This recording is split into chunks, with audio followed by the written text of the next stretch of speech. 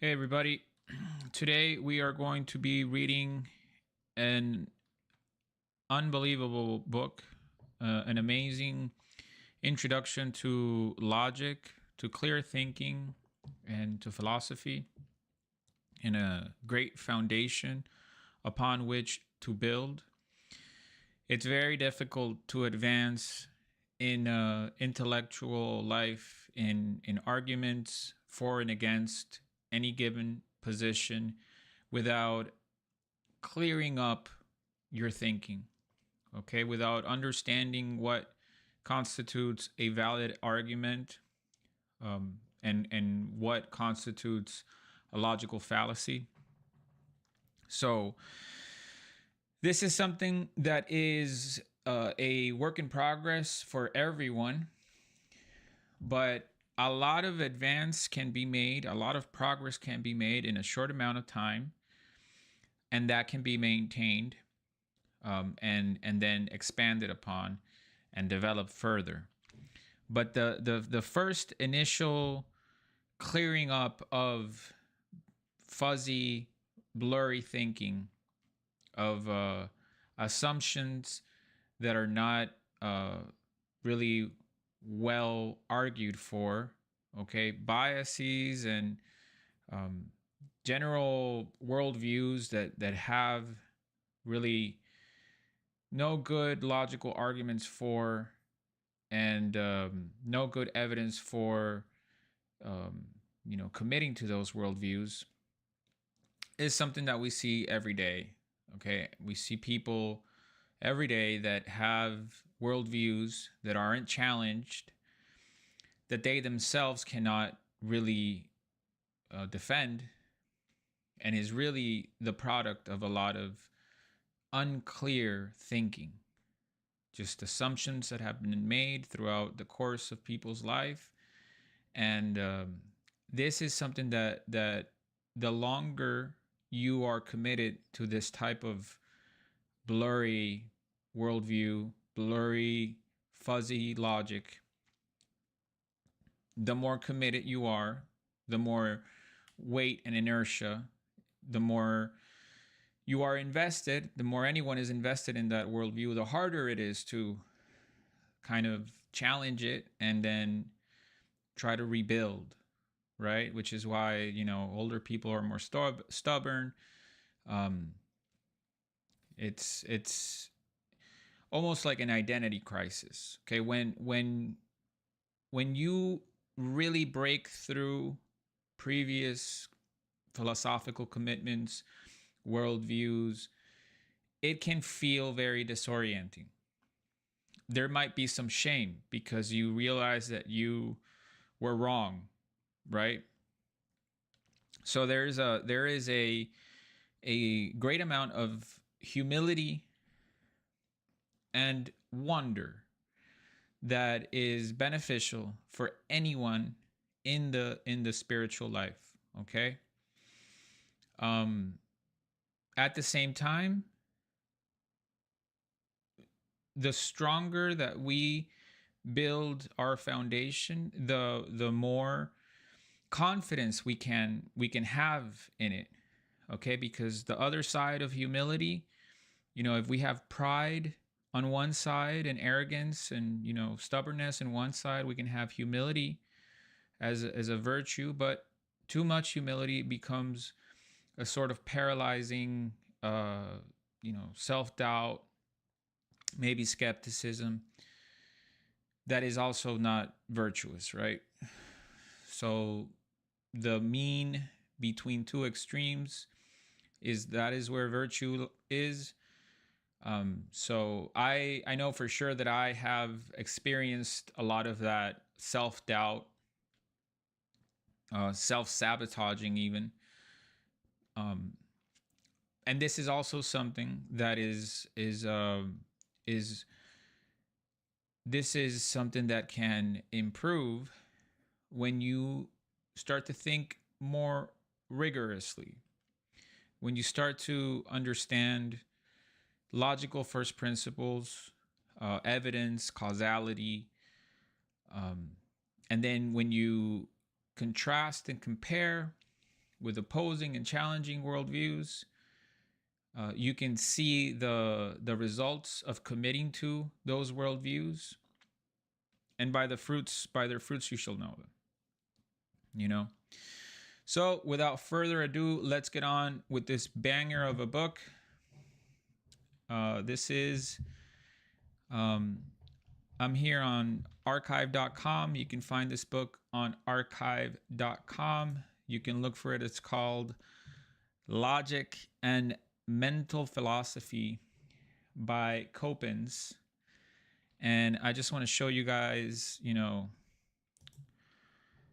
this is the only picture I can find of Charles Coppens, Father Charles Coppens of the Society of Jesus here in the Cossack, with high school students who some of them look like they're 30 because of how well dressed they are, really.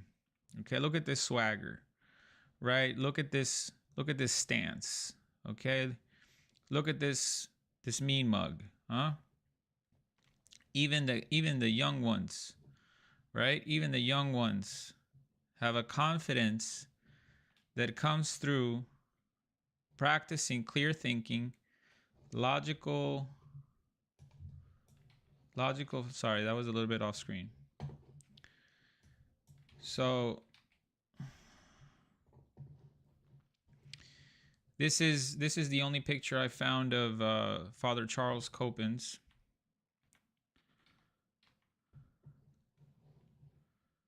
Society of Jesus.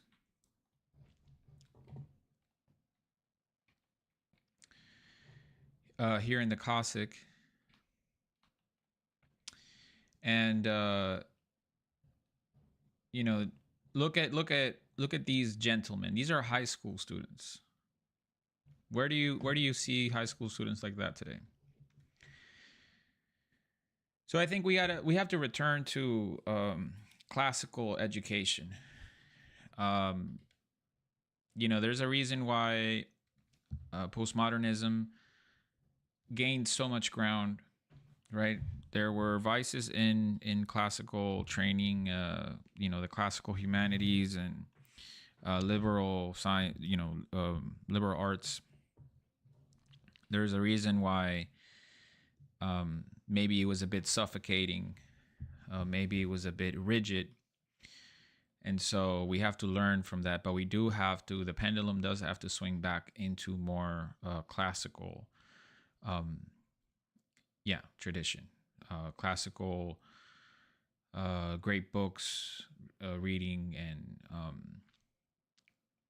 there's a lot of good work that's being done out there. I myself am a product of, the postmodern disaster. I got kicked out of every school. I'm a high school dropout, and now I am really appreciating what it would look like to have a proper education. And so at the tender age of 41, I'm trying to clear up my own thinking, right? So here we go. Logic and Mental Philosophy by Charles Coppens, Society of Jesus.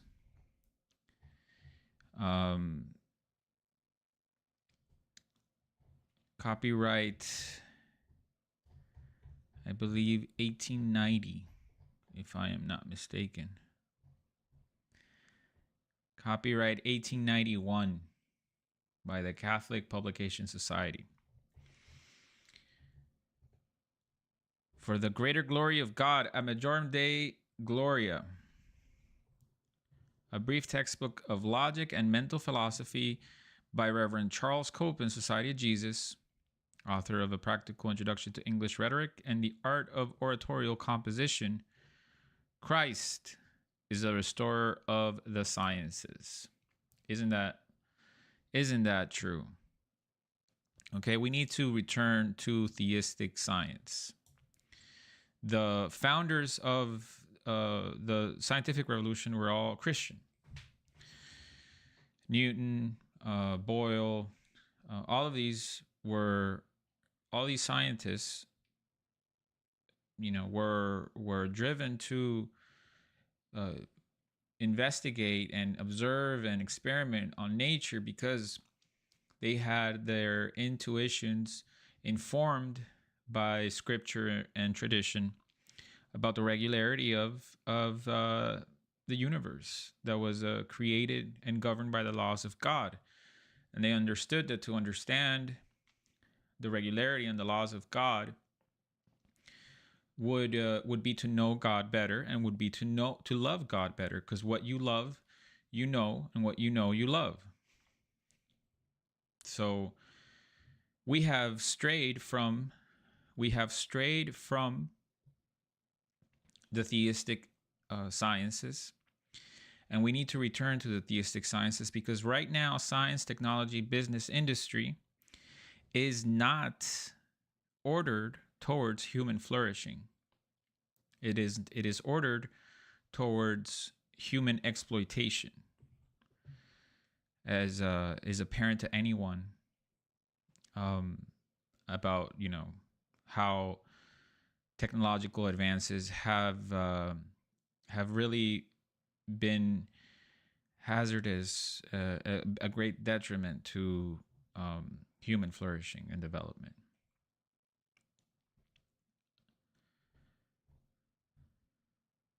All right, here we go.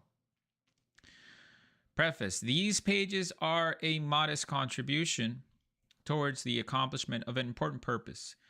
They are written in compliance with an earnest desire repeatedly expressed in the solemn utterances of our venerated Supreme Pontiff Leo XIII. The more active, he says, the enemies of religion are to teach the unlearned, the young especially, what clouds their intellect and corrupts their morals, the more should you exert yourselves to establish not only a well-adapted and solid method of instruction, but a method in perfect conformity with the Catholic faith, especially as regards mental philosophy, on which the right teaching of all the other sciences in a great measure depends. A philosophy which shall prepare the way for divine revelation instead of aiming at its overthrow. Thus spoke the Holy Father in his encyclical Inscrutabili at the opening of his pontificate. What this philosophy should be, he soon after explained in a special encyclical on the higher studies. It should be the philosophy of the schoolmen, the system founded upon the teachings of Aristotle, which was carried to its perfection by St. Thomas in the 13th century, and which has held its place in most of the Catholic colleges and universities to the present day. Among the doctors of the schools, he says, St. Thomas stands for by far the first and master of all. To this we must add, the encyclical continues, that this angelic doctor extended the sphere of his philosophic conclusions and speculations to the very reason and principles of things, opening out the widest field for study and containing within themselves the germs of an infinity of truths, an exhaustless mind for future teachers to draw from at the proper time and with rich results. As he used the same intellectual process in refuting error, he succeeded in combating single-handed all the erroneous systems of past ages, and supplied victorious weapons to the champions of truth against the errors which are to crop up in succession to the end of time.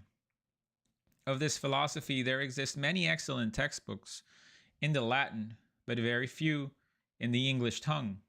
The present little volume does not attempt to rival their perfection. Its aim is simply to present to pupils unfamiliar with Latin a brief outline of a sound philosophy conformable to the teachings of the schoolmen. It was composed before the excellent Stonyhurst series of English manuals of Catholic philosophy was published, but it is chiefly meant for a different purpose, viz., for class use in academies and similar institutions for which that collection of manuals is too voluminous.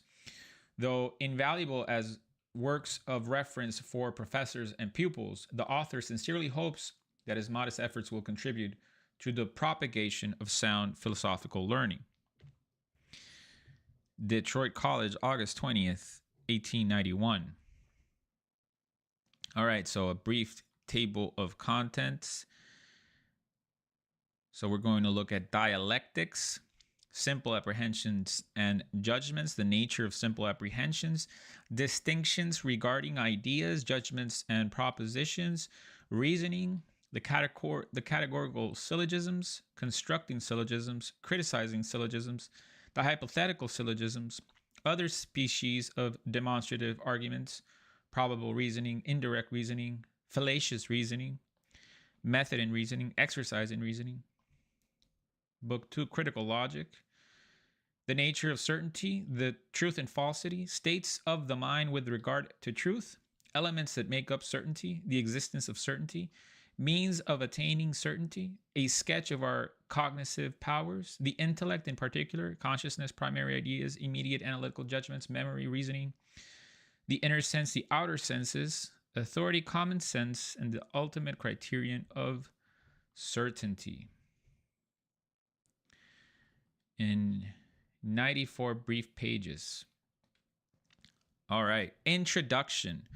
Philosophy, the love of wisdom, is the science which investigates the highest cause of all things in as far as they are knowable by reason.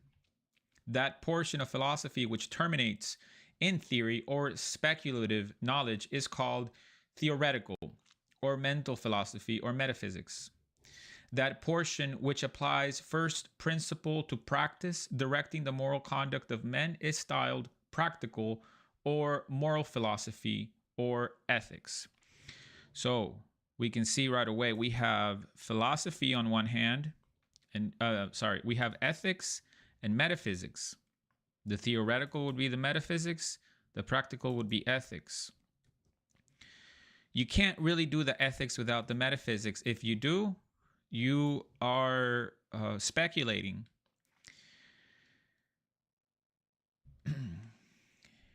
And can unmoor yourself. You can unmoor yourself. You can detach yourself from reality if you don't have a solid metaphysics.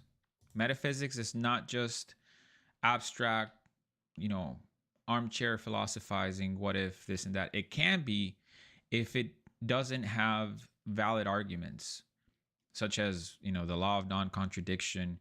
A thing is not, a thing is what it is and not something else in the same time, in the same way, in the same form. The principle of sufficient reason, causality, all these things. All right.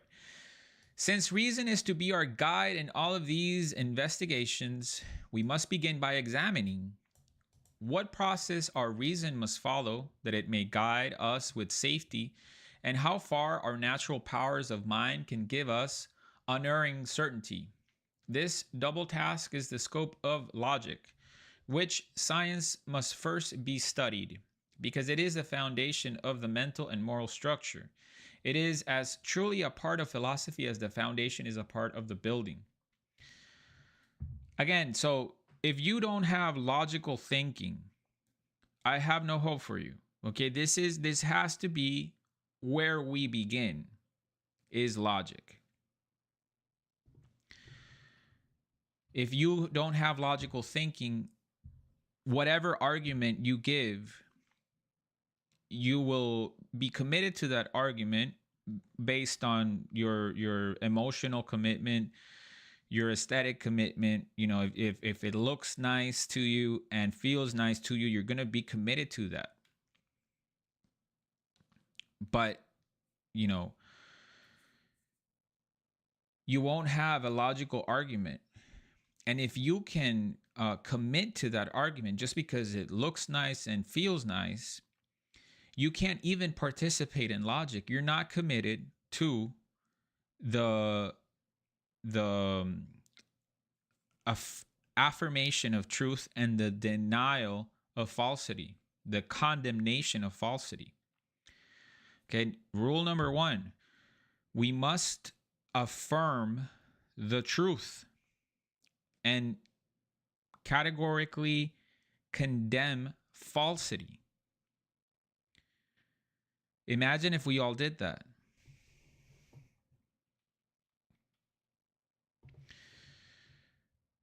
So, human reason and divine revelation are two means by which truth is manifested to man.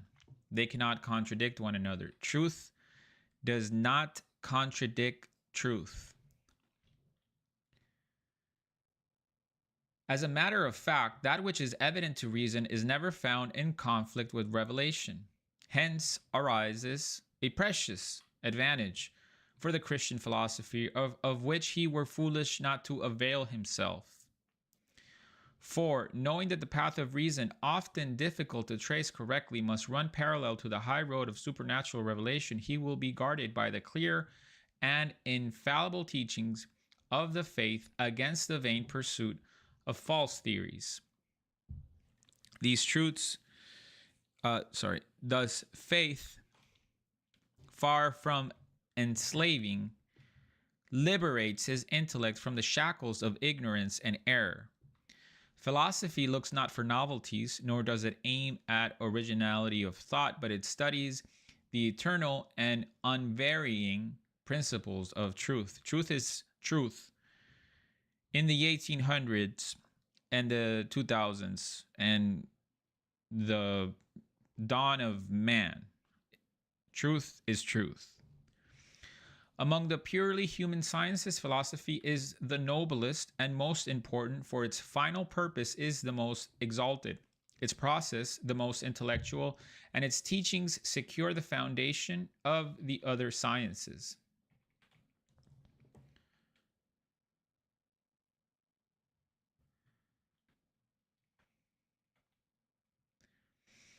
These receive from it their principles, the laws of their investigations, and the ends or purposes to which they should be directed.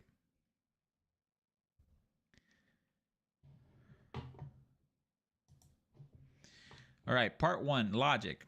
Logic is the science which directs the mind in the attainment of truth. By a science, we mean the knowledge of things in connection with their causes. Logic is properly called a science because it considers not only the rules which direct the mind in the attainment of truth, but also the causes or reasons why they do so. It comprises two parts: that portion which considers the modes or forms of mental action, and in particular, the rules to be observed in reasoning or discussing, is called formal logic or dialectics. Dialectics means I discuss in, I guess, Greek. That portion which studies the matter of or truth attained, criticizing the reliability of mental action, is material logic, also styled critical or applied logic. Book 1, Dialectics. In treating of dialectics, the main purpose of a textbook is to teach pupils how to reason correctly themselves and readily to detect flaws in the false reasonings of others. To this practical purpose, we shall almost exclusively confine ourselves.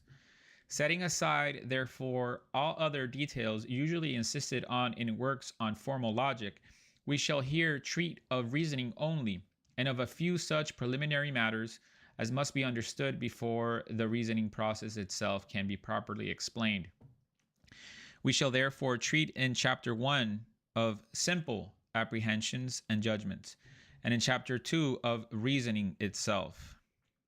Chapter 1, Simple Apprehensions and Judgments. We shall consider the nature of simple apprehensions, the most important distinctions regarding ideas and judgments, together with the expression of them in propositions. Article 1, the nature of simple apprehension. Simple apprehension is the act of perceiving an object intellectually without affirming or denying anything concerning it. To apprehend is to take hold of a thing as if with the hand. An apprehension, as an act of the mind, is an intellectual grasping of an object. The mind cannot take an object physically into itself, but it knows an object by taking it in intellectually. in a manner suited to its own nature, forming to itself an intellectual image called a species of the object. The act of forming this mental image is called a conception. And the fruit of it, the image itself, is the concept, idea, or notion of the object.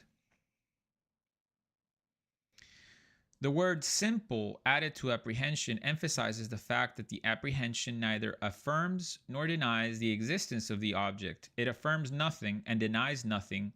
It simply conceives the idea of the object.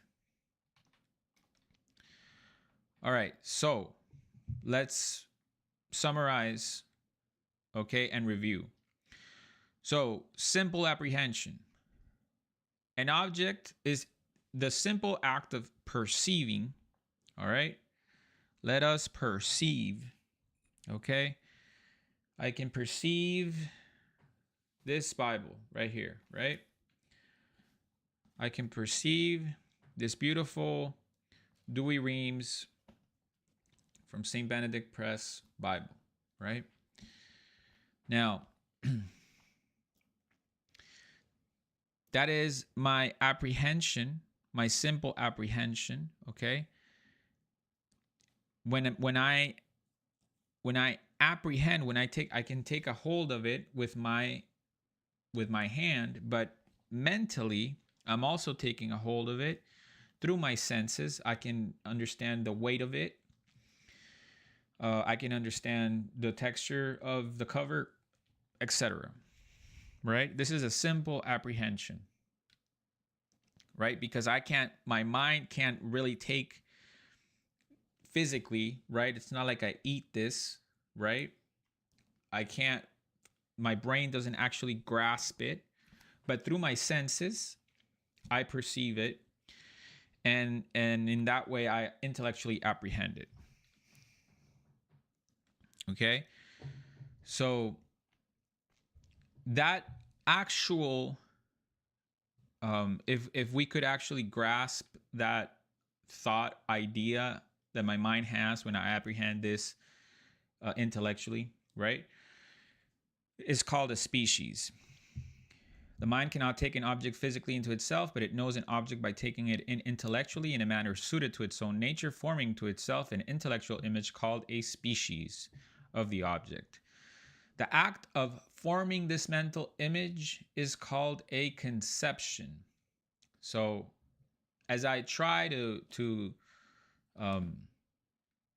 conceive of this object, it could be an idea, right? We could say water is wet.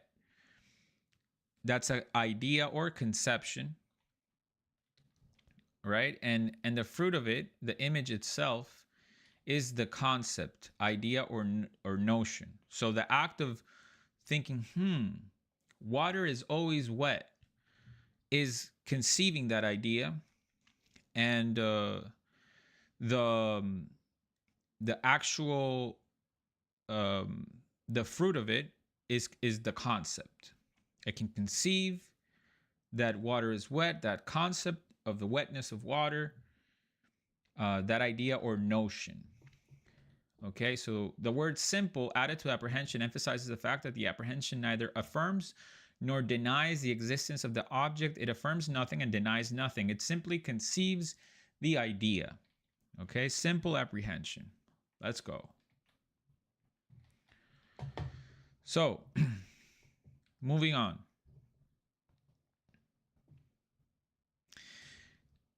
The intellectual image should not be confounded with the sensible image or phantasm, which is a material representation of material objects and which is formed by the imagination by means of the material organ of the brain. So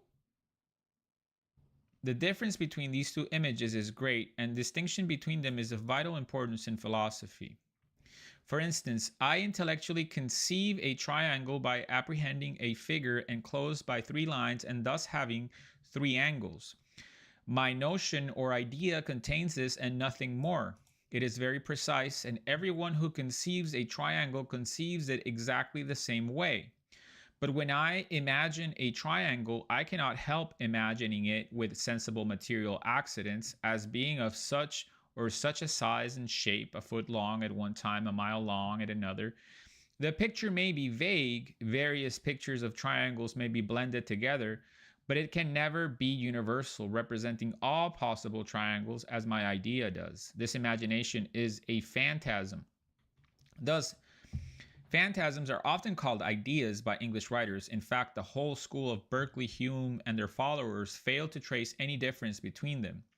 It is the fundamental error of their pernicious philosophy. Thus, for instance, Huxley maintains that God, the soul of man, etc., are unknowable and unthinkable. And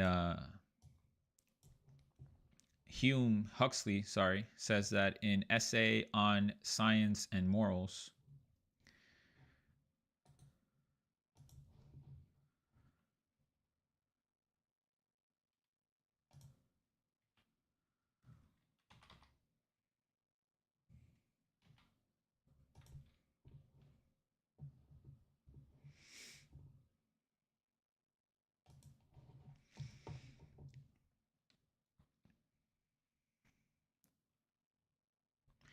Because we can form no phantasm of them. This makes them simply unimaginable, not unknowable nor unthinkable. We know what we mean when we speak of them. On the difference between ideas and phantasms, see further Logic by Richard Clarke.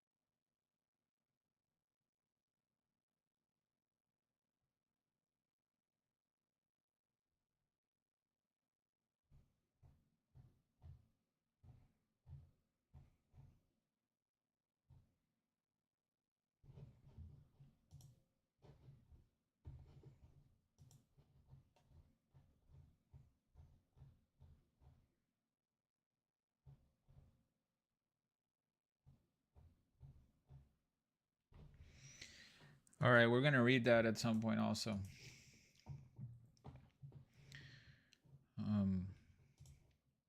Our ideas are expressed by words or oral terms. These ideas themselves are often called mental terms. Article 2, distinction regarding ideas. Logicians go into much detail on a variety of distinctions with respect to ideas. It will be sufficient for our present purpose briefly to notice a few of them. A first distinction lies between abstract and concrete ideas. A concrete idea expresses a subject, that is, like something, for example, this gold, some men, all flowers, or a quality as belonging to a subject, heavy, virtuous, fragrant. An abstract idea expresses a quality by itself, drawn forth as it were from the subject to be separately considered, heaviness, virtue, fragrancy. A second distinction between singular and particular and universal ideas. An idea is singular if it expresses a definite single object, this book, that army, that gold, James, the angel Gabriel, the United States, meaning this one country. An idea is particular if it represents one or more objects without determining which. A man.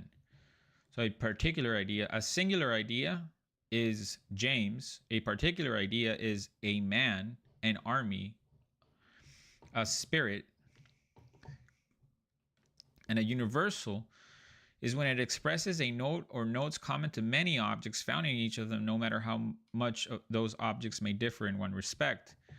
Animal and rational are notes common to all men. They are conceived in the universal idea man, and each of them corresponds to a universal idea. The term note designates anything knowable in an object.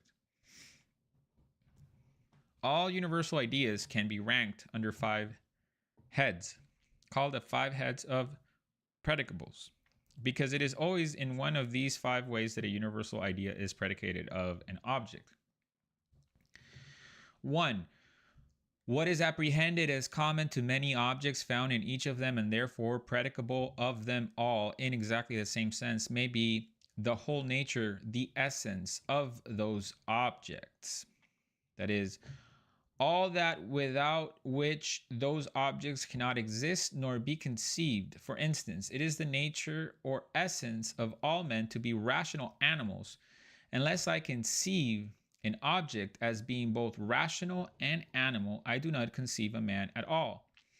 This common essence of a class is called a species.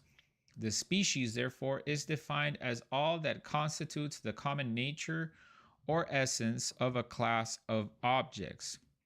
It is man, rational, and animal.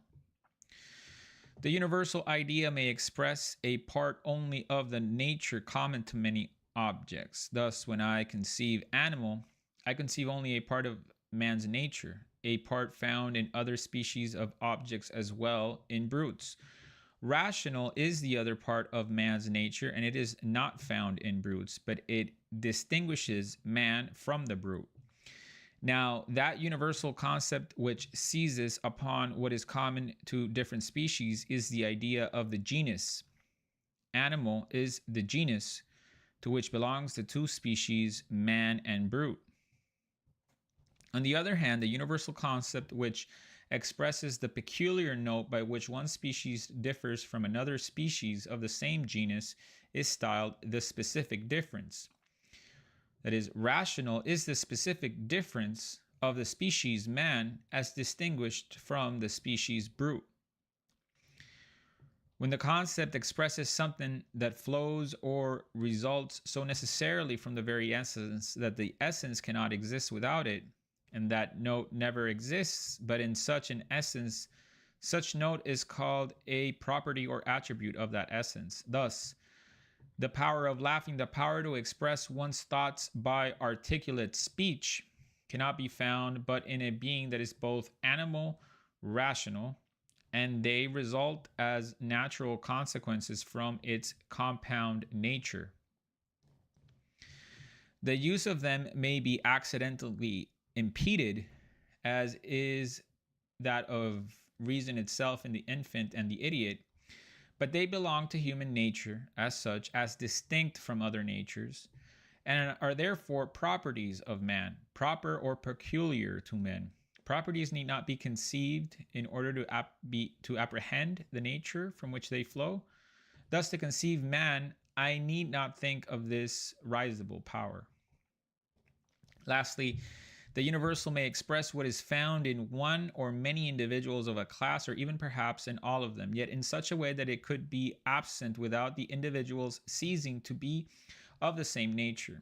In that case, it expresses an accident of the species. For instance, a man may be white or black, tall or small, gentle or fierce, young or old, a European or an American.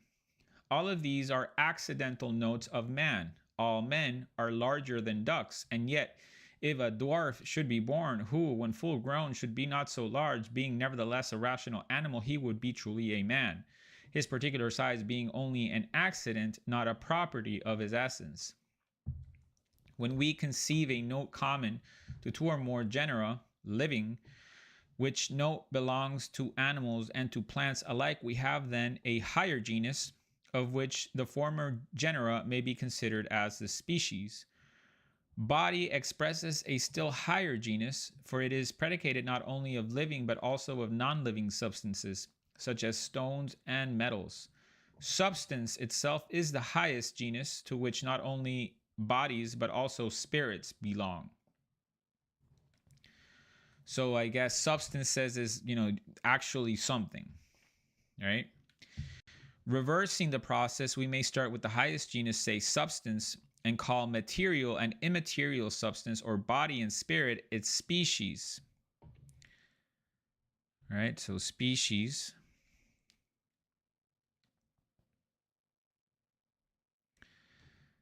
The species, therefore, is defined as all that constitutes the common nature or essence of a class of objects.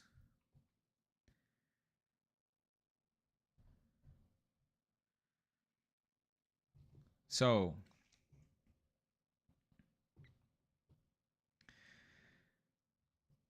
the highest genus being substance, and we can say it could be material or immaterial substances.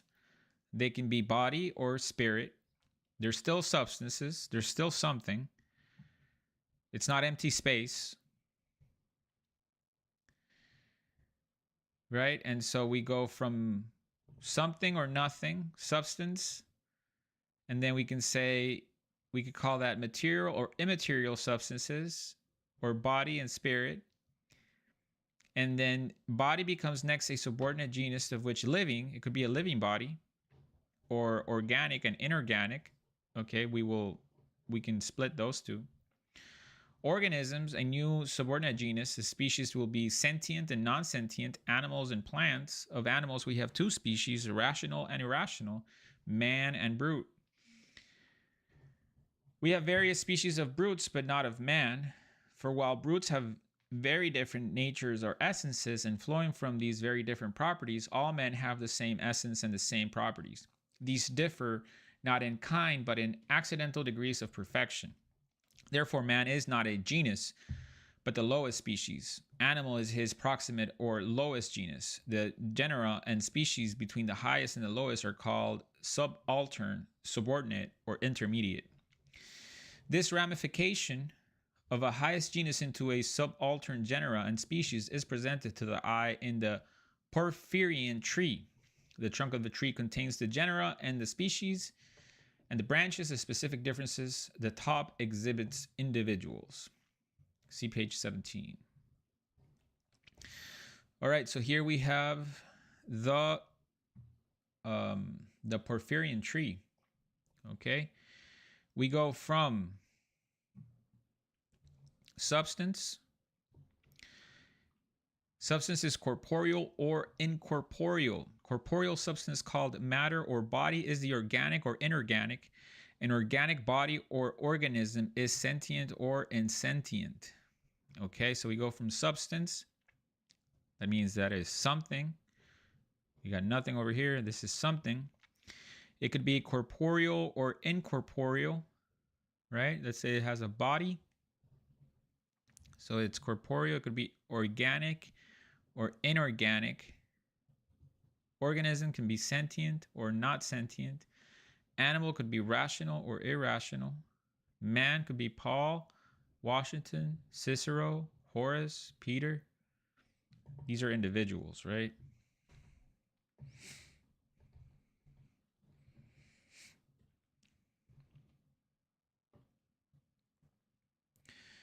So, in connection with universals, so the trunk of the tree contains the genera and the species, the branches have specific differences, the top exhibits individuals. In connection with universal ideas, we must explain as matters of the very highest importance in logic the comprehension and the extension of an idea. Comprehension means the total signification, all the notes comprehended or contained in an idea. Thus, the concept man comprehends the notes animal and rational. Animal itself means sentient, living, and material substance. Extension means the total number of individuals to which the idea extends or applies. The extension of the concept man is all men, but that of animal is wider still, extending to all men and all brutes. It is thus apparent that the greater the comprehension of an idea is, the less is its extension, and vice versa. Because the more numerous the qualities apprehended, the fewer the individuals that will possess them all. Thus, the genus animal has more extension but less comprehension than the species man. Animal has more extension than man because there are more animals than men. It has less comprehension because the term animal signifies fewer notes than rational, animal, or man. When a term is taken in its full or widest extension, it is said to be distributed. It denotes then every one of the objects to which it can apply. Thus, when we say all men are creatures, we mean every man is a creature. Terms expressing particular ideas are distributed. Gold is found in California, that is some gold. A distributed term is applied to all its objects in exactly the same meaning or exception. Now, many words are capable of 2 or 3 different exceptions. When the meaning of a word is exactly the same, the term is called universal or univocal. Univocal means the same. This is important. I already see where he's going, and this is important. When the meaning of a word is exactly the same, so a distributed term is applied to all its objects in exactly the same meaning or exception. Now, many words are capable of 2 or 3 different exceptions. When the meaning of a word is exactly the same, the term is called univocal, as when we give the name of box to a case or receptacle of any size or shape. 2. When the meanings are entirely different without any connection between them, the term is styled equivocal. Okay, so when we say, when we say, so when we say, this,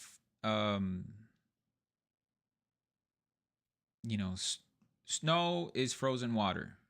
Okay, snow is frozen water is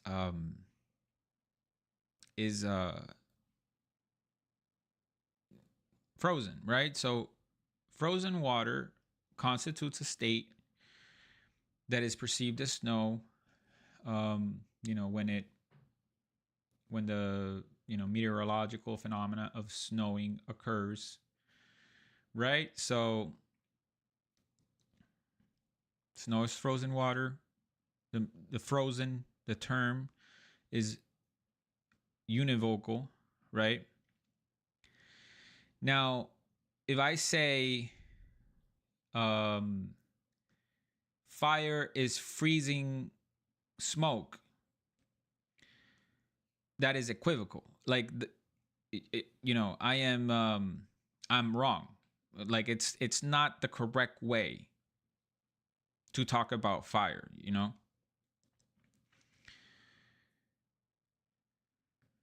Now, when I say love is like a fire that burns but doesn't consume, I am using an analogy in the sense that, maybe fire is a transformation, consumption, energy, heat, and these things are analogous to love, which is perceived as warm or something or other. It parallels in a sense, but it is not univocal. It is not exactly the exact same thing, right? Anyway, guys, I'm going to take a little break and we'll be back.